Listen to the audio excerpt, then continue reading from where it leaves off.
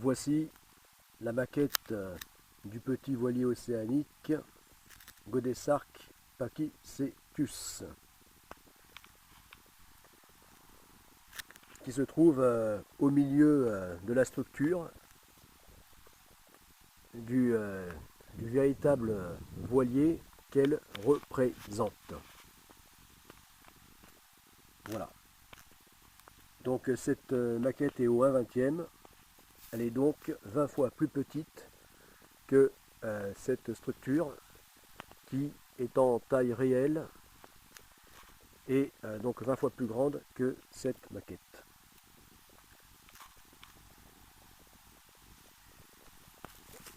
Voilà. Donc là on voit le roof qui est en gris métallisé. Peint en gris métallisé.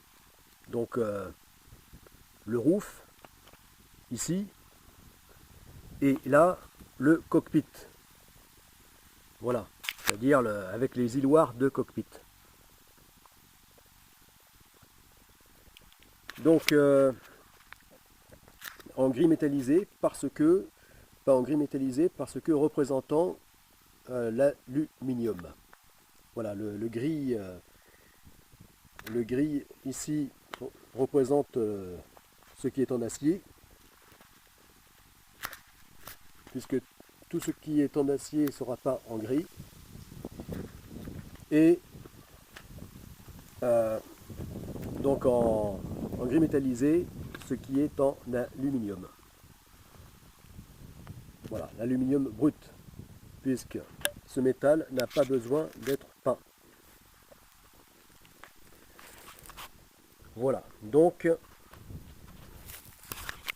voici comment aurait pu être G.A. pachycecus, l'aspect qu'il aurait pu avoir. Une fois terminé.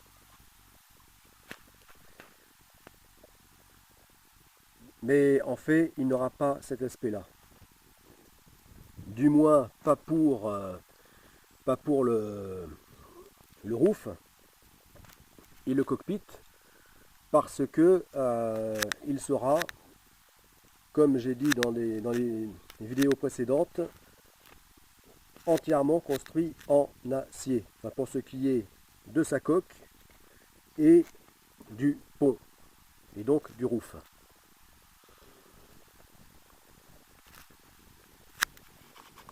Voilà, donc il ne sera pas construit ainsi. Ça aurait été l'idéal aussi de pouvoir construire le roof en aluminium de façon à ce qu'il y ait moins de poids, à ce qui pèse, qu'il soit moins lourd. Mais ça ne sera pas le cas parce que trop compliqué à faire. Voilà, donc trop compliqué au niveau de la jonction des deux métaux, de l'aluminium et de l'acier.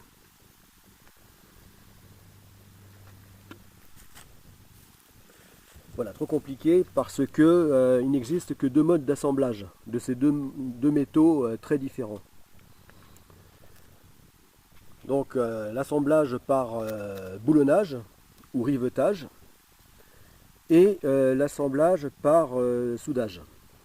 Mais soudage grâce à un seul matériau qui est donc ce qu'on appelle le joint Nobelclad. C'est-à-dire que c'est un joint bimétal, donc qui est fait des deux métaux qu'il doit assembler, c'est-à-dire d'acier et d'aluminium,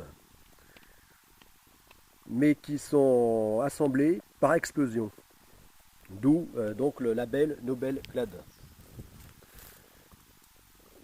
Et donc ce joint, il est soudé à l'acier côté, enfin à la coque côté acier ou au pont, et à la superstructure côté aluminium.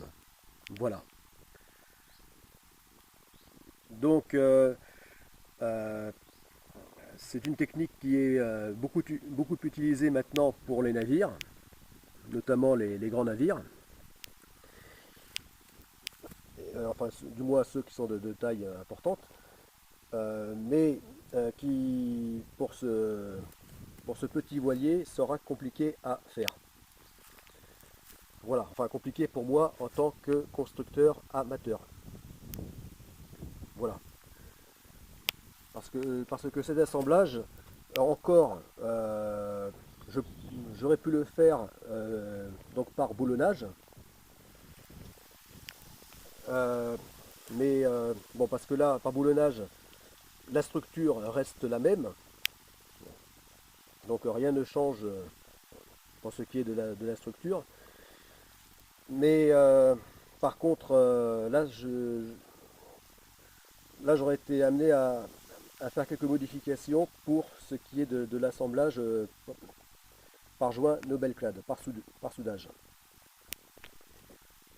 Donc, bon, ce qui me complique encore la chose. Et comme je cherche au contraire la simplicité, donc j'ai pas besoin d'en rajouter. Voilà. Puisque là je cherche à dans la limite donc des besoins hors normes de la navigation pour laquelle ce voilier est prévu, et bien donc respecter autant que possible donc les plans de l'architecte. Voilà, de l'architecte naval qui a dessiné ce modèle. Voilà, donc respecter donc au niveau donc des lignes générales et de la structure.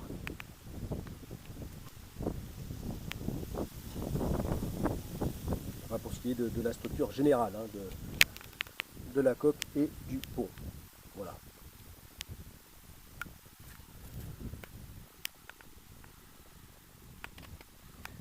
Donc pour ces raisons, eh bien, il n'aura pas cet aspect-là de ce roof métallisé, en gris métallisé, hein, puisque ce roof sera en acier, donc peint en gris, comme la coque. Mais on retrouvera tout de même cet aspect métallisé, aluminium, pour tout ce qui équipera le pont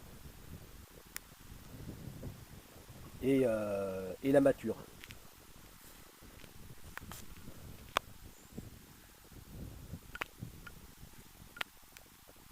Donc l'usage de l'aluminium restera important.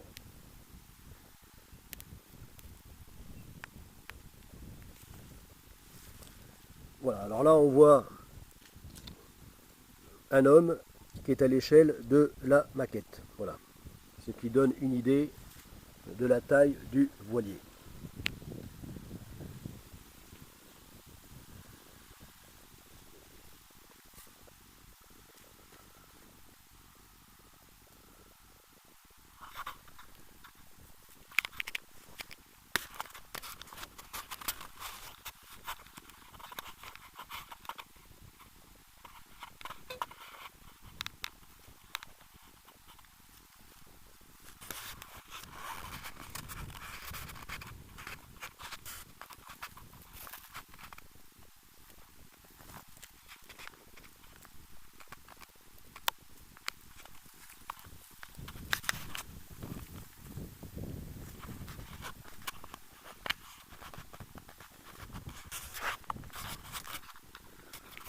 Voilà. Donc aussi, ce qui fait qu'il ne ressemblera pas tout à fait à ça, c'est qu'il n'aura pas ces îloirs de roof. Non, de roof, de cockpit ici. Là, îloir de roof, et là, îloir de cockpit. Voilà. Puisque à la place de ces îloirs de cockpit, eh bien, se trouveront donc les tubes de solides tubes en aluminium.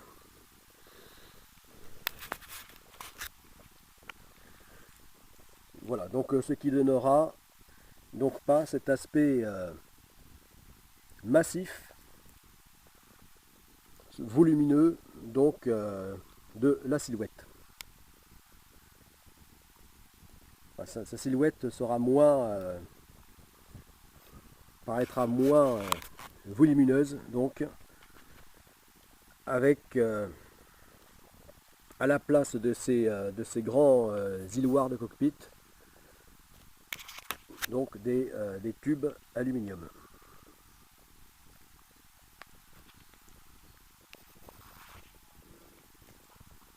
Voilà, voilà pourquoi, donc dans sa version définitive, eh bien, l'aspect de GA Pachycetus ne sera pas tout à fait cet aspect-là.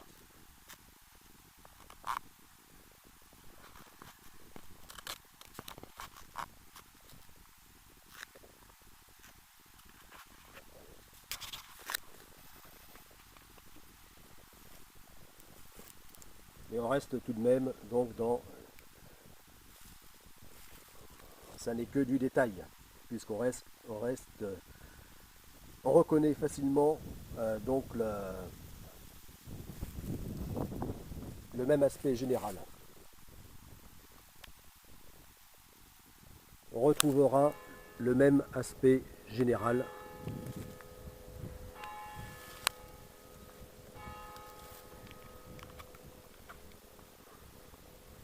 Donc que cette maquette, une fois terminée,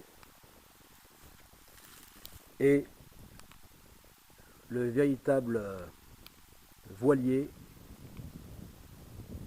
que représente cette maquette.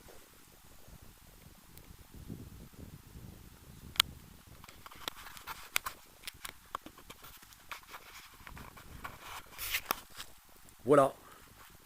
Bon, et bien c'était Tolric. Et pour assister au déroulement du vaste projet Godessarc, eh bien, abonnez-vous. À plus.